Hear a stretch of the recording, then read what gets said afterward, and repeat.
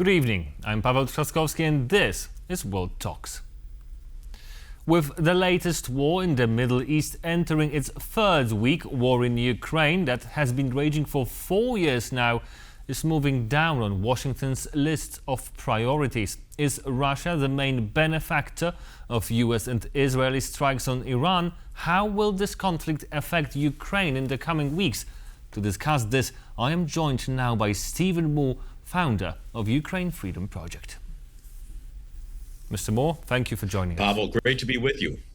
So, when Sure thing. the war in Iran broke 2 weeks ago, we could hear very divided opinions. Some people said that this war will benefit Russia. Some people said that this war could somehow benefit Ukraine. Now, 2 weeks later, this division is much less clear, with experts mostly saying that it is Russia that benefits from this conflict. Would you agree with this assessment? Yeah, I would have said it was murkier up until yesterday when they allowed Russia to sell oil again. And there is not a good outcome to Russia selling oil. And it's a little frustrating because gas prices in the United States have gone up about 40 cents a gallon. And that's 10 cents a liter. And insignificant, but it's not a reason to put more money back into the war machine of one of our enemies. And make no mistake, is that the United States and Russia are shooting at each other. There's Russian intelligence is guiding Iranian strikes and with their Shahed drones, and of course we've been providing intelligence to target Russia for a long time. So this is a shooting war. So, with these sanctions on Russian oil lifted, it is estimated that Russia is expected to gain about $10 billion. How significant would that sum be to Moscow? Well, it is more than we'd like them to have, but as one example, Belgium sends about $300 million a day to Russia. So it's not a game-changing number, but it's certainly more than we'd like them to have. I think Putin spent, by some estimates, like more than $1 trillion on this war. And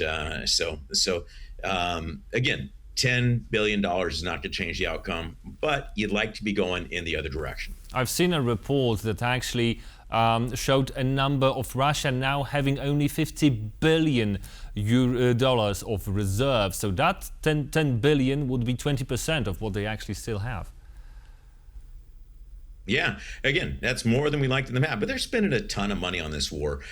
It is just on personnel, I estimate, that to get people to fight in Ukraine, they're paying the soldiers 4 times what a U.S. entry-level soldier gets. And of course, the average monthly wage in Russia is 20% of what the American monthly wage is. So it's like they're paying them, 16 times what our soldiers gets to go into battle. And that comes out to be a big number. That is about $50 billion annually for personnel. So, we were going in the right direction with Russia.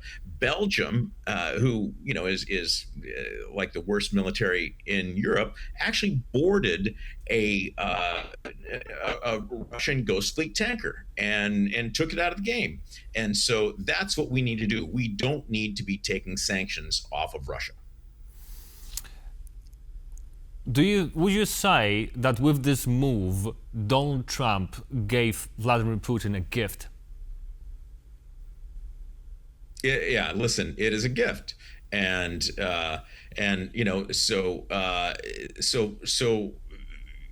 There's for 40 cents a gallon at the gas tank in an election year, we did this. And that it changes the balance of power. And there is no metric by which Russia is not our enemy. Again, they sent 15 cargo planes full of weapons to Iran in the 90 days prior to this invasion of Iran by the Americans. And those weapons are being used to kill American soldiers. And they're targeting them with their intelligence.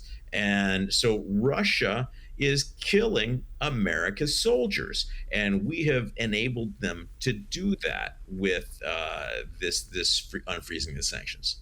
Donald Trump actually said somewhere between the lines that Putin might be helping Iran in this war. Do you think we could expect a change of heart from President Trump and him presenting a more harsh stance towards Moscow? Yeah, well, that's overdue. And what I would say as well is that Putin is not going to get any less aggressive. So if it's not the weapons that are going to Iran, if it's not the intelligence that he's using to kill U.S. soldiers, then Putin's going to do something else, and eventually Donald Trump is going to have to confront it because Donald Trump is squarely within the Putin's. Putin wants to take over Eastern Europe and the rest to reunite the Soviet Union. He also wants to kill as many Americans as possible.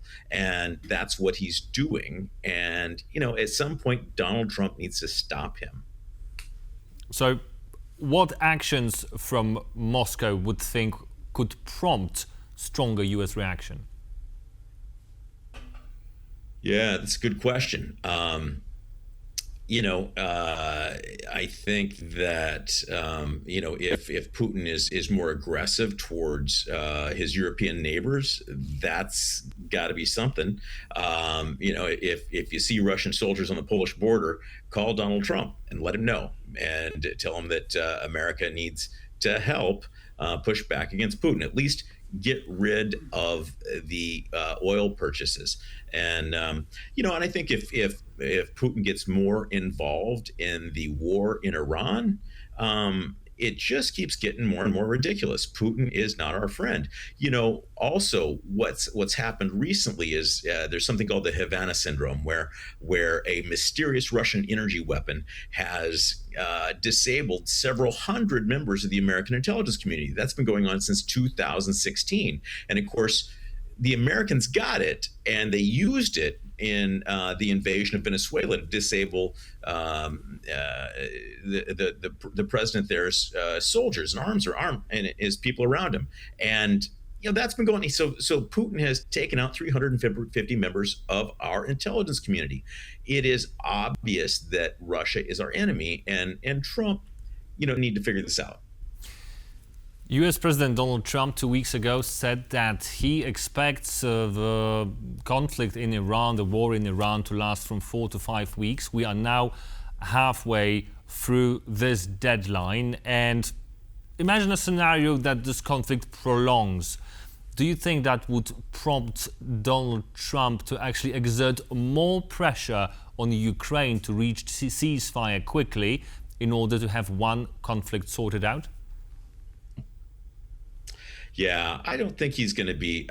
I think he's got his hands full. I don't think he's going to start up peace talks again. I think that what needs to happen here is there needs to be a regime change. I was in Iraq in 2003. I got there just a couple of months after Saddam Hussein's statue fell. So I've seen a regime change, and even when you get the guy out of there, it's super hard. And we still have a lot of the regime in Iran that are still running the place. So this is going to be a longer war. And I will tell you this, as the people of Poland know, as the leadership of Poland know, we have been in a global war for quite some time, certainly since February 2022. Russia, Iran, China, North Korea, and all the Islamic extremist groups are all working together. And frankly, if it wasn't Iran, it would have been something crazy that Kim Jong-un had done. It would have been China being aggressive towards Taiwan. There is so much going on in the world that is just a tinderbox. And so again, this is bound to happen. And the best thing we can do is enable Europeans, the Ukrainians, to do further damage to Russia, because they are not our friend and they're helping our enemies. Talking about further damage, further support, Ukraine Ukrainian President Volodymyr Zelensky was in Paris today. He received backing from France's President Emmanuel Macron. Yesterday, he was in Romania. How much of a support can be expected for Ukraine from Europe at the moment? Well, you can certainly expect Macron to say nice things. Now, whether he'll send any Leclerc tanks or anything to Ukraine to actually help them win is another question. But, hey, man, Macron's always there for a pep talk. And so, look, I talked about Belgium earlier. So the French send every day enough liquid natural gas payments for enough liquid natural gas to Russia to buy 203 Shahed drones for Putin to send into Ukraine and kill civilians. So that is France's contribution to the war effort. It's the contribution to Russia's war effort. So, I think Zelensky has a gradient of friends, and there's those friends that are actively working against him but say nice things, and then there's people that are not helping him and are saying unkind things. So it's tough to be Vladimir Zelensky these days. So one question to conclude quickly: do you think Ukraine is getting impatient at the moment? Yeah, I think that Ukrainians are tired. This was a tough winter, and I think they are impatient. I think that, but listen, I will say this, they have been incredibly, I wouldn't say they're impatient. I say they're waiting for the end, and they feel like the end is close. And so they would like to see more help from the West. But look, 70% of their weapons right now are weapons that they designed and built. So, they're winning this war on their own. And I don't know if you just saw it, it came over the wire just a few minutes ago, but President Trump has said they don't need Zelensky's drones because America has some of the best drones in the world. And I don't think that's true, having seen some of them perform in Ukraine. And America certainly has some of the most expensive drones in the world. And, America spent, I think, $8 billion in just the first few days of this war. And they used more Patriot interceptors to take down Iranian missiles and drones than Ukraine has in the entire 4 years of their war. You cannot fight a war with these expensive weapons. It's going to be a protracted war. We're going to have to figure out a cheap solution. Ukraine has got it right now. Stephen Moore, founder of Ukraine Freedom Project. Thank you. Hey, great to be with you. And I'm Paweł Trzaskowski. You have been watching World Talks.